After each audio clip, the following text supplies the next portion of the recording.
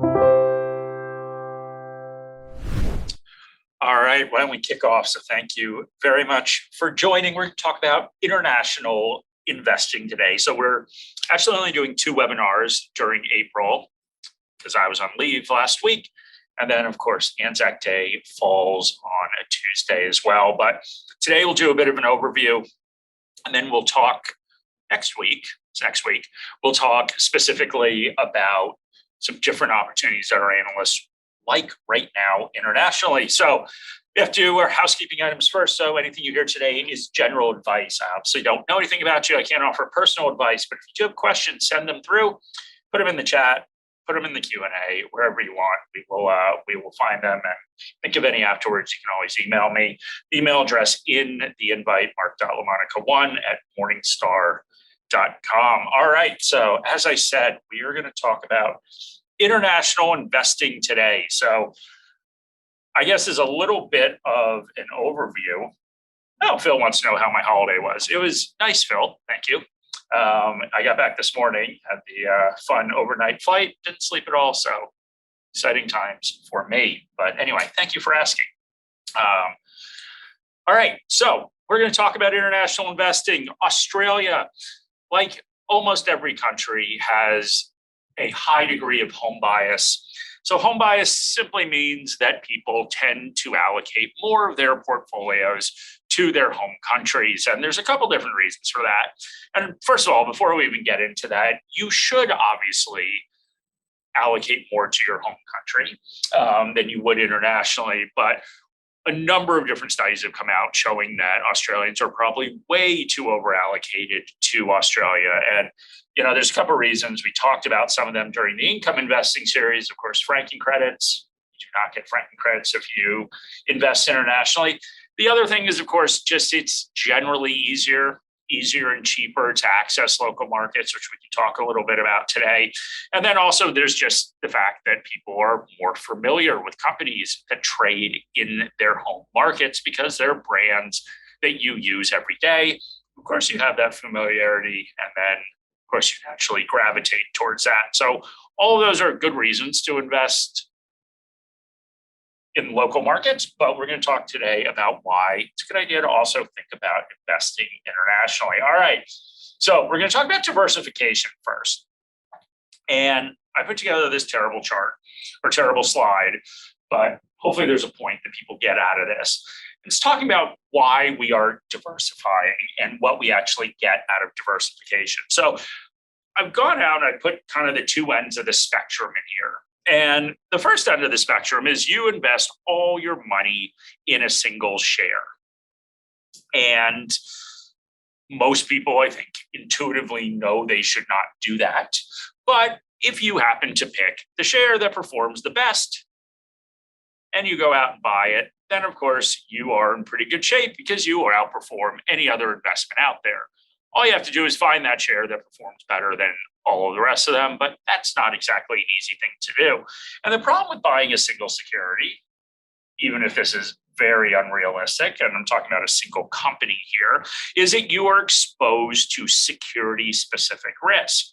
So what that means, of course, is that if you pick a company that happens to go out of business, you lose all of your money.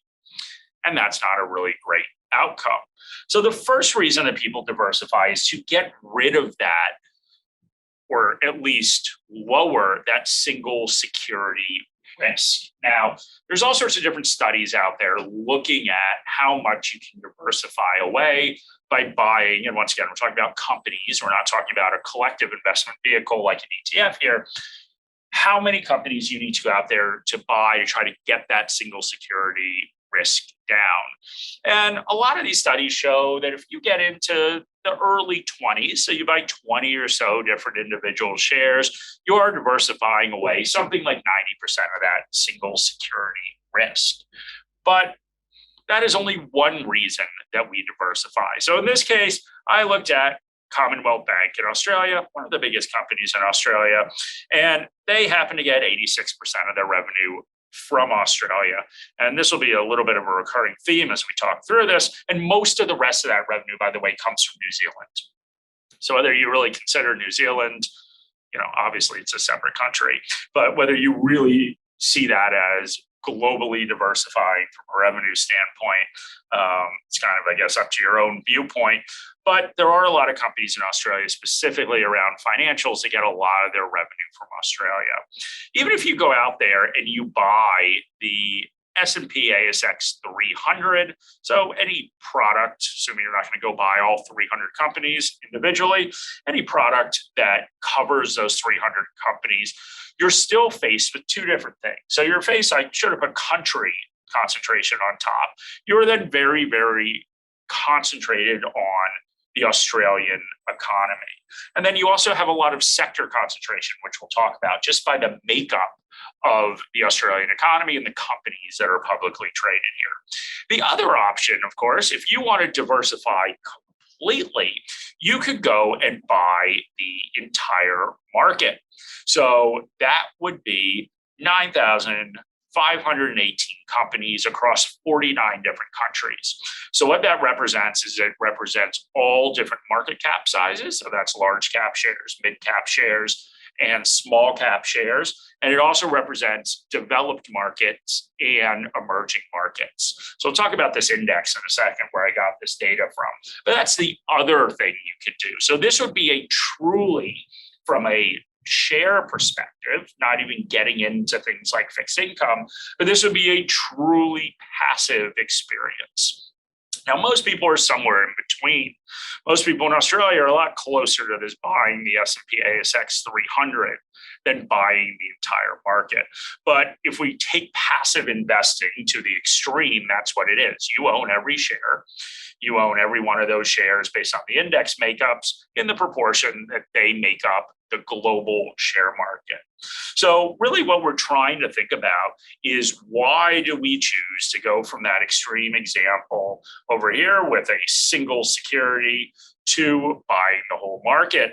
And what it's really talking about is just diversifying away different things, right? So you are diversifying away security specific risk as you go up there and add more individual shares to your portfolio. Can anyone else hear me? Hopefully other people can hear me. But sorry if you're having a issue with that. Okay, looks like someone else can hear me. Okay, so sorry, not exactly sure what's going on, but yeah, I'm not saying anything that interesting anyway, so don't worry about it. But anyway, as I was talking about, every new security, every new share that you add to your portfolio is, of course, adding more diversification, whether it's taking that single share and adding a second share. All of a sudden, your security-specific risk has lowered dramatically till you get all the way out there and you're a true passive investor buying the whole market. And the idea, of course, is to think about what are the different things we're getting by moving further out that spectrum. And one of the things we're getting, of course, is we are then diversifying away any sector exposure we have. We are also diversifying away country-specific exposure that we have. And if you want to own the whole market, well, this is it. There's 9,518 companies across 49 countries. So let's talk about that index for a second. And what that is the FTSE Global All Cap Index. Now, I did a little search. There are no ETFs in Australia that track this entire index. So what you most likely have to do is go out there with a little bit of a combination, buying a developed markets index, buying a emerging markets index, kind of putting this together yourself. There are products in different countries that ETFs that do cover all of this, but unfortunately not in Australia right now. And what does this world look like if we go out there and buy this all cap index? So the first thing you can see is a lot of the index is in the US. So when we start, and we've talked a lot about how about 70% of developed market indexes are US investments. Well, that actually gets lowered if you go out there and add the emerging markets as well, which you can see represented on here by China and Taiwan in those top 10 holdings. But essentially enough, if we see Australia right here, we see that Australia makes up a little over 2% of global market cap. So what that basically means, that if we look at all the stock markets around the world and we judge that by market capitalization, so how much are the companies in each one of these countries represented, Australian companies make up about 2% of the total value of all the publicly traded companies in the world. Now, this obviously isn't a lot. And so if you are completely domestically focused, you're only getting 2% of that global index. Now, nobody is going to suggest, as an Australian investor, that 2% is the appropriate allocation. Because, of course, if you are living and working in this country, you are going to have a significantly higher allocation to Australia. But it's just something to keep in mind that you are missing out on 98% of the value of total publicly traded companies globally if you just invest in Australia. And we have a number of different portfolios that we have on Morningstar Investor, suggested asset allocation. And all of them are suggesting that probably the mix between global and local Australian is about 50-50 when we're looking at equities. Now, these are indexes that are multi-sector, so they go across fixed interest as well. They also involve listed property, things of that nature. But yeah, just something to keep in mind how small Australia is compared to the globe. And it's very hard to get that picture when, of course, you're living in a country and you're hearing all the time about those companies, you're hearing about the local market performance, but just something to keep in mind. And let's go back and look at performance. So I threw a couple different ETFs up here that represent different parts of the world. So we've got VGS. So VGS is a developed market index. It's a Vanguard product. So it's the MSCI Developed Market Index. We've got VTS, so that represents the US. So that's the S&P 500, the 500 biggest companies in the US. And remember, there's overlap, of course, between these two. Right here, there's Vanguard Australian Shares. So that's representing those 300 companies, the biggest 300 companies in Australia. And then if we go IEM, so that's an emerging market index by iShares, which is owned by BlackRock. So that's really where we're combining those developed market indexes and emerging market indexes. And what you can see on here is that Australia over the past 5 years gave you about 22% total returns.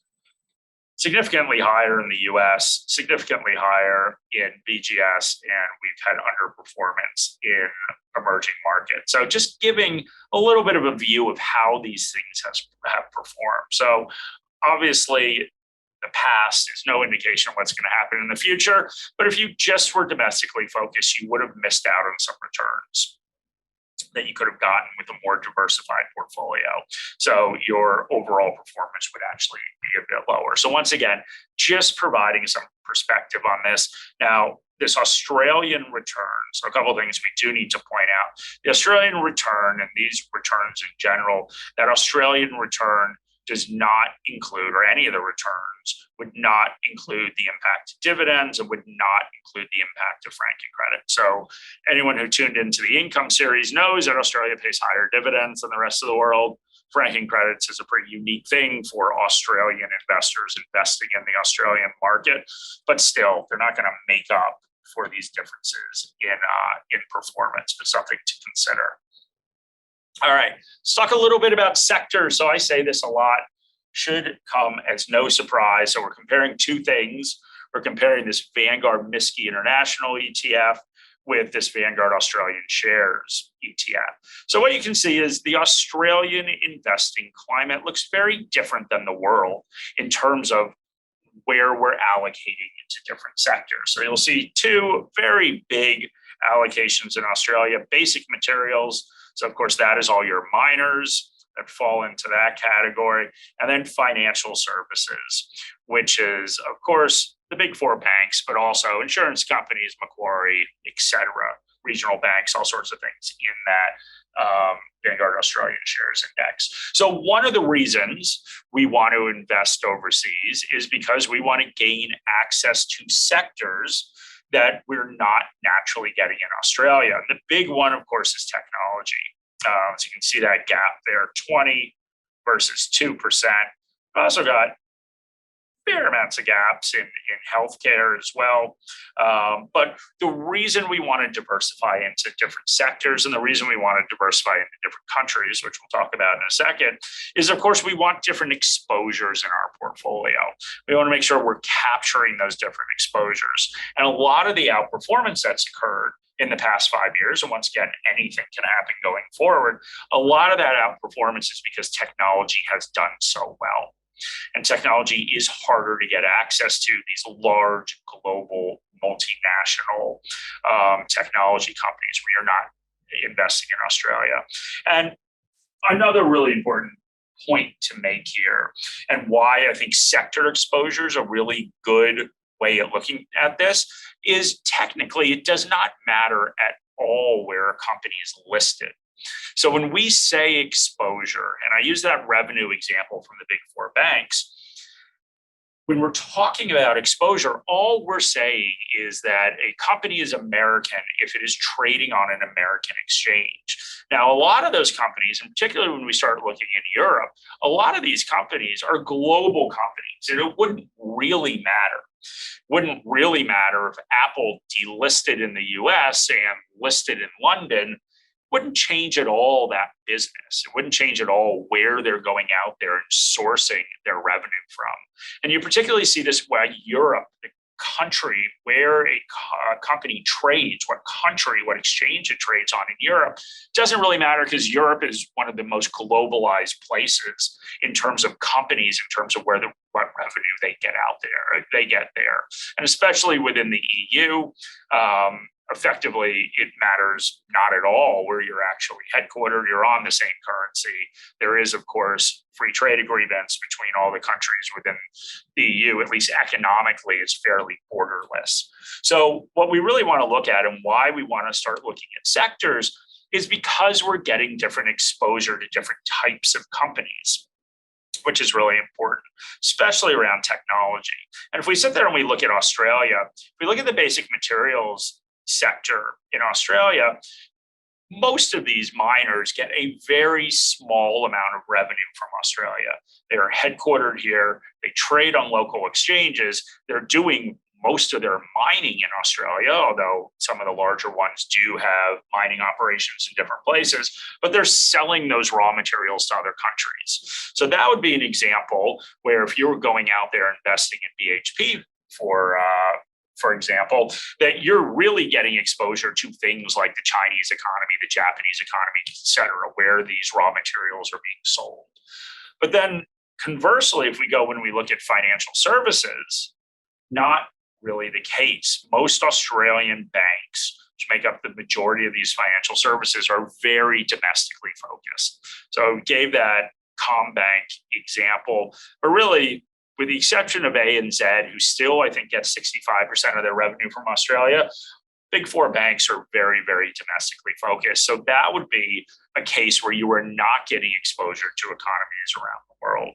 And what we want to be careful with when we start looking at sectors and we start looking at where revenue is coming from is you are already very exposed to Australia. So as I said, 2% is certainly not the right level, and no one's arguing that should be the amount of your portfolio allocated to Australia. But at the same time, you are very exposed to the local economy anyway.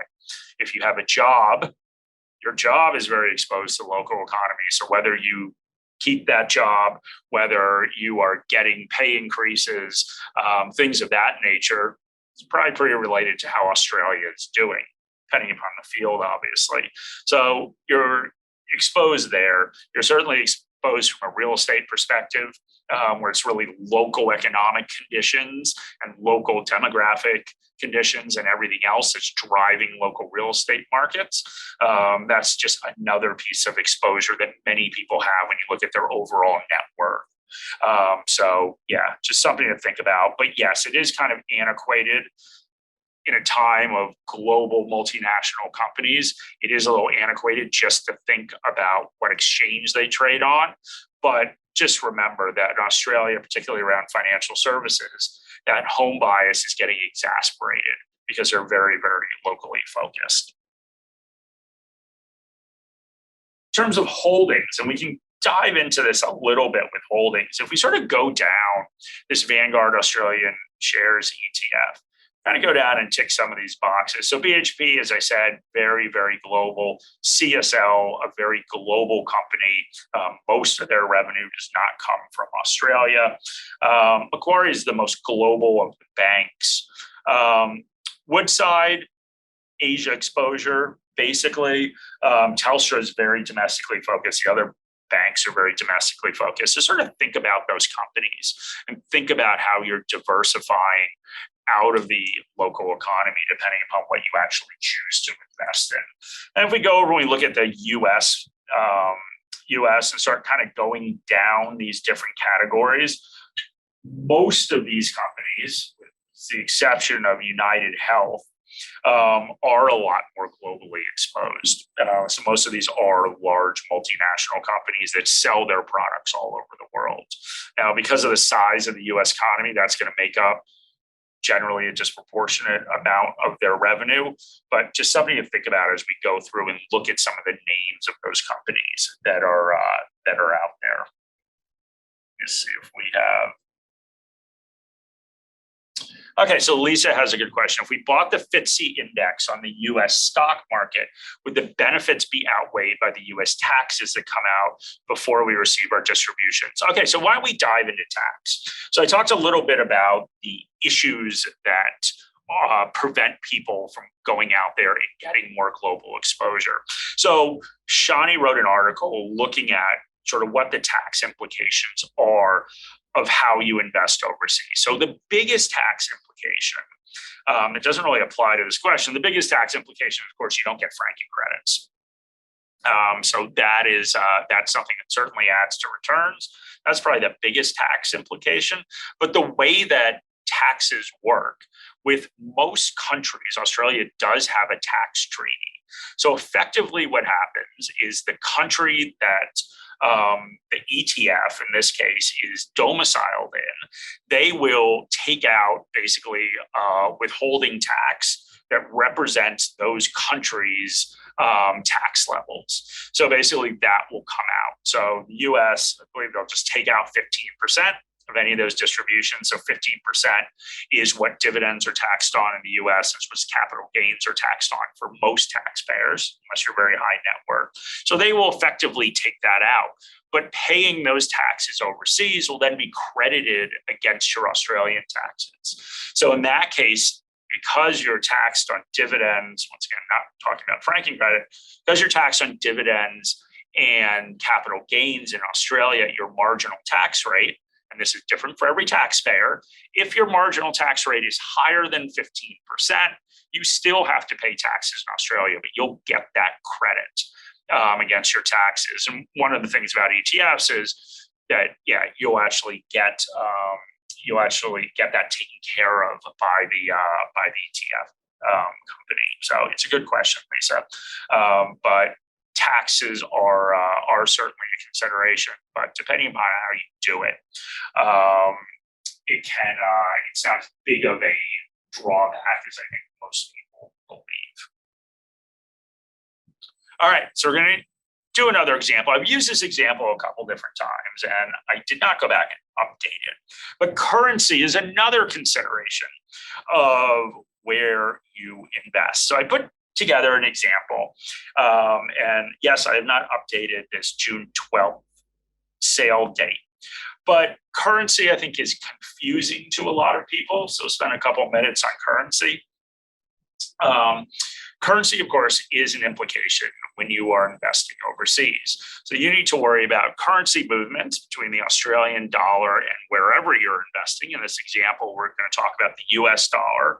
So currency is a consideration. So those movements between those currencies will either add to or detract from your return. But big and bold on the top of this, if you're investing in an American company, and just substitute any other country, if you're investing in an American company, you get a higher return if the dollar falls, the Aussie dollar falls against the US dollar. So from an investing standpoint, remember, we want that Aussie dollar to go down, that will add to our returns. And so I use this Microsoft example, just kind of walk through how this works. And I picked, these are not actually random dates. I picked August 30th, 2014, because that's the day I moved to Australia, which obviously has no implication on anyone else but me. But I had to pick a date. So I took a look at Microsoft. So Microsoft has done very well lately, and it's continued to do well after 2020, by the way. But how would this actually work if you were to go out there and buy that company? Now, we have seen a big increase in the number of Australians that are going out there and buying individual companies on global exchanges. And we've seen that as some of the barriers have come down. So there's been a lot of new kind of fintechy brokers who have offered free trades. Now, free is in quotations here, free trades on global exchanges, generally the US and the UK. So if you're out there trying to buy individual shares in Egypt, you might be in trouble. But generally in some of these big overseas exchanges, there have been new entrants to the market. Now, they really get you on the foreign exchange fees. And that's how they make money. So they're certainly not doing this for free. But I just wanted to walk through kind of mechanically how this works without taking all those fees into account. But let's say you want to buy Microsoft to celebrate my move to Australia. It was priced at $45.43. Now that, of course, is US dollars. So if you were to go out there and invest $10,000 Aussie in Microsoft on that date, you would, of course, have to exchange your 10,000 Australian dollars for US dollars to go out there and purchase the shares. So on that date, we had a one Aussie dollar to a little over 93 cents in US dollars. So your $10,000 all of a sudden is worth 9,313 US dollars. So everyone's very familiar. Most people are very familiar with, of course, going overseas. And I was just in Thailand. It's great because, everything's cheap, or at least seems cheap. But yeah, you go out there, you exchange it for $9,313, and you would buy shares. So you no longer hold any US dollars, right? You now just hold a US denominated asset. That's why we need to think about how those exchange rates change over time. So went back June 12, 2020, and you decide to sell your shares. Now, the issue, of course, is you sell your shares in US dollars. So Microsoft did very well over that period. And so you sell your shares and you all of a sudden get 38,486 US dollars, which is great. But you, of course, want Aussie dollars. So you need to exchange it back. And you'll see in this case that the Aussie dollar over that time period fell significantly. So it fell from 93 US cents that an Aussie dollar was buying. So then now you're only buying, that's USD, not UAD.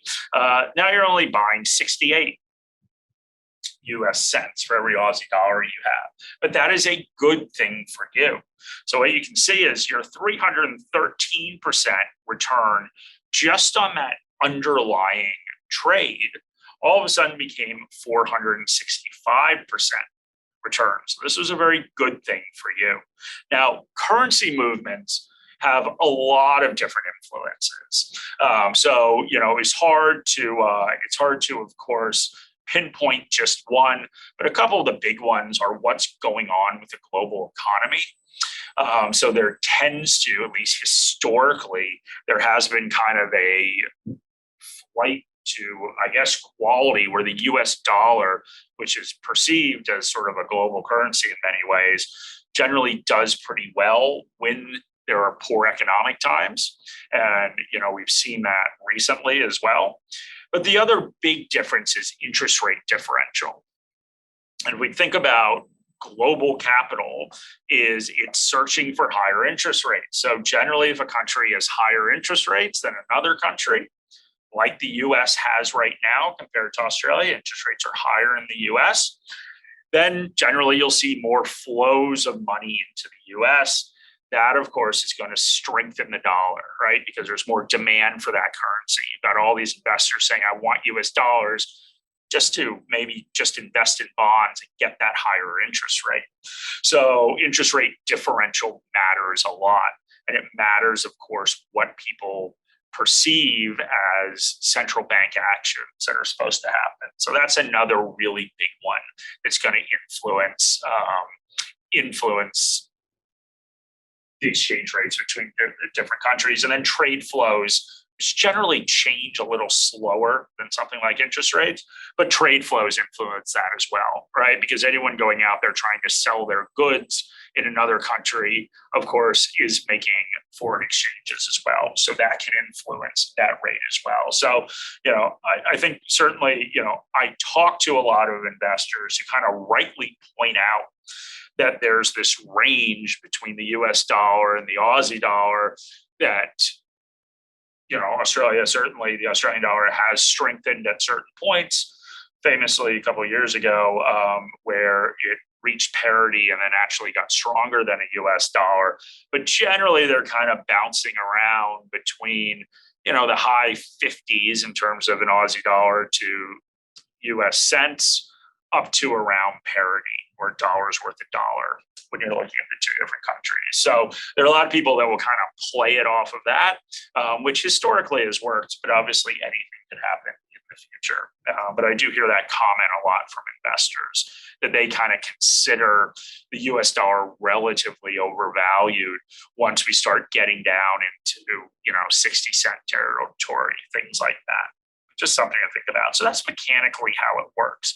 And what's really, really important then is, of course, those timing decisions. Now, the share price matters a lot too, but it's those timing considerations of when you would actually sell something or when you would buy something. So that's just another consideration we have to think about as investors. I definitely should have updated this because Magellan Global is no longer listed as gold. So just ignore that gold rating. That is my fault. One thing that has been introduced to help with investors who are worried about these currency exchange levels is the idea of a hedged product.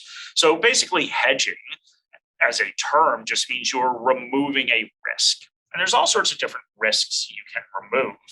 But in this case, when we're looking at any ETF or a fund that has hedged in its title, that means that those currency risks have been removed.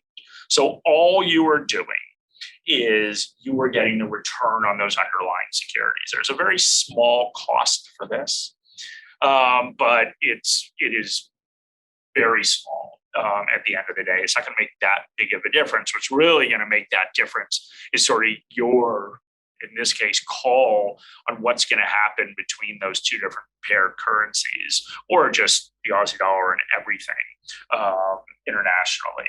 So we just have two examples. Like you can see the returns are very different between these two products. Now, these two products hold the exact same shares. So the portfolios are exactly the same. So anytime you'll see a hedge product, they're introducing it off the back of something that's unhedged. And you can just go in there and see those names. It's pretty obvious in the naming conventions. But you sit there and you look at these returns, this hedge product was not around as much. But you can see over 5 years, you were getting close to 3% more just by being in this unhedged product. So that's showing that Australian dollar weakness over that time period. But when you start looking at shorter time periods, this 1 year return, you're seeing a huge difference, right? If you would have bought the unhedged product, the Australian dollar did not do well, and you're seeing, a big increase right there. So 7%, a little more than 7% between those two returns. So something to consider. It's difficult, of course, to go out there and predict currency movements. And I talked about that kind of idea that some people have that basically historically there's been this range between the US dollar and the Aussie dollar. I think the other consideration, of course, is how does this impact your life? And I do always use this example, but for example, if you were in retirement, you were traveling a lot, well, then that's not great for you as the Aussie dollar falls. As of course, everywhere you go to spend your Aussie dollars, it's more expensive. So that could be a consideration where actually going out there with those unhedged products would offset that, right? So maybe you were traveling to the US every year, traveling to Europe every year. So that would be a case where you'd sit there and say, okay, well, if the Aussie dollar does really well and the Aussie dollar is really strong, yes, that is going to be a problem for my portfolio, but it's going to make my trip to Europe every year a lot cheaper. So it's kind of thinking about your life and how there's actually going to be an impact between that. And there are other things that can happen. If the Aussie dollar is really weak, if you're buying foreign goods, they can be a lot more expensive as well. So it's really thinking about your life and what those different impacts would be. So I'd say that's a consideration. Of course, if you have a viewpoint or insight into kind of the relative strength of those currencies, then you might make a decision off of a hedged and unhedged product. Okay, so we've got a question. Is there a US dollar equivalent of the AAA ETF, a number of treasury US dollar currency only ETFs, not one akin to? Yeah, I don't know. So let me check. So it's a good question. So basically, there are these almost kind of like cash ETFs. So they invest in very short-term fixed interest. And, generally you're not getting that much more than you would get in a bank.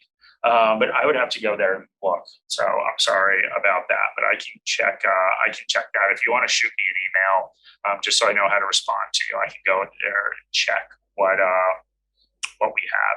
And you are mentioning, so there are currency specific ETFs as well, where you can actually, if you really want to kind of play that currency game, you can go in there and instead of investing in securities trading another market, you can sort of play those currency pairs. As I said, currency certainly over the short term is very difficult to predict. So yeah, just be careful. Just be careful on that one. All right. That was a very short presentation. But a couple other things to think about. And when we go into some specific names next week, when we do this, we can kind of go through these. We can go through these considerations as well, but sort of as a checklist of what we went through. So first of all, think about diversification. Think about those exposures that you want in your portfolio. Think about how your personal situation could be impacted based on local economic conditions. So something really important to think about. And think about, sorry, I've got another question here, which I'll get to in 1 second. And then, think about those different sector exposures you want to get to. Think about the types of companies that are in these products and where they are selling. So remember, when we talk about diversification, we don't really care the index that anything's trading on. We really care where that company has exposure. What markets are they going out there and selling into? And that's that consideration we talked about, miners versus banks, and where you're getting exposure. Remember, lots of China exposure with miners, very, very domestic exposure from a lot of the banks. So something to think about. So diversification, what your investment strategy is versus that total market, rather than an individual company. And then, of course, think about all these other considerations and how they're actually going to impact you. So taxes, talked a little bit about taxes. I can send that article that Shani wrote, goes through all of it, which is helpful. Look at the fees, look at those FX fees that you're paying, the foreign exchange fees that you're paying as you're trying to access those markets. Those are probably the two largest ones, just from a tactical standpoint when you're investing. But of course, you can always pick an ETF as well. That really makes a lot of that easier. So we had one more question. So Phil's saying, if you got a diversified ASX portfolio around 10 to 20 stocks, and then you decide to diversify international stocks, so workload to keep track of all the individual investments is starting to look like a full-time job. Yeah, and I think the other thing is, and Lisa's got a good example, but think about how you want to access markets, right? So for every, even if we're talking at the asset class level, you can make different decisions on how you're going to access that. You might choose an ETF to get that international exposure because, you don't want to spend all the time tracking all of these companies, particularly if they're companies you're not as familiar with, that you're not getting a lot of information from, local media sources as well. So think about that, and just remember, you can certainly pick individual shares, and you can go out there and use ETFs to access certain things, right? Most people wouldn't buy an individual bond, but they would go out there and use an ETF for that. So yeah, I would just think about how you want to access each one of those different asset classes and countries if we're looking internationally.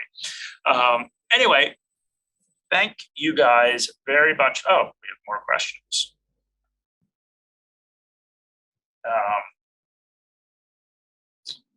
Okay, so do ETF change sector exposures based on the point of the economic cycle? Okay, so it depends what kind of ETF it is. So remember, an ETF can be an active or a passive ETF.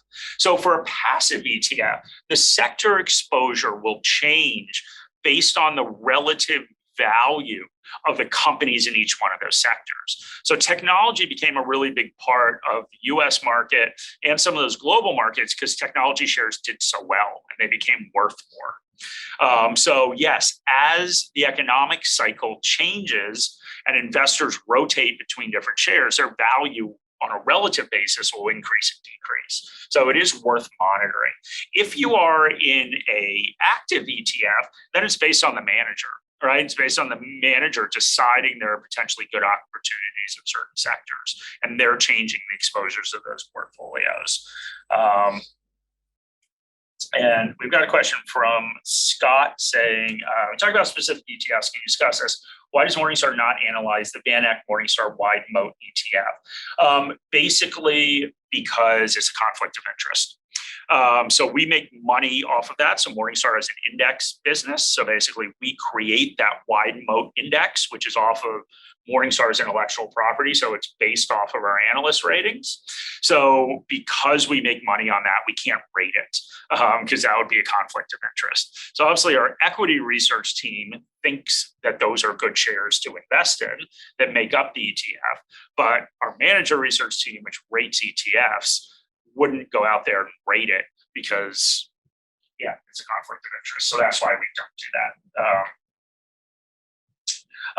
So the anonymous sent here is suggesting to buy ETF rather than individual stocks at the same time managing a huge portfolio of more than 50 stocks. I'm saying that I think it was a really good comment by Phil that that's time consuming. So I think with investing, there is no right or wrong way to invest. So if you want to spend a lot of time on investing, you want to manage a large portfolio of individual shares of something you're interested in, and you have the time to do it, then maybe that's the right approach for you. If you want to concentrate on maybe companies you know better and just buy Australian shares, you can use an ETF to get international exposure. If you want to spend very little time on investing, then you can invest completely passively, right? And just get exposure to that market risk, the overall market returns that you're getting. So yeah, that's the only point I was making there. All right, cool. So I think we finished. If you guys have any questions, send them through. We'll go a little longer next time where we get into some specific names, but thank you guys very much for joining. Appreciate it. This video has been prepared for clients of Morningstar Australasia Proprietary Limited and or New Zealand wholesale clients of Morningstar Research Limited.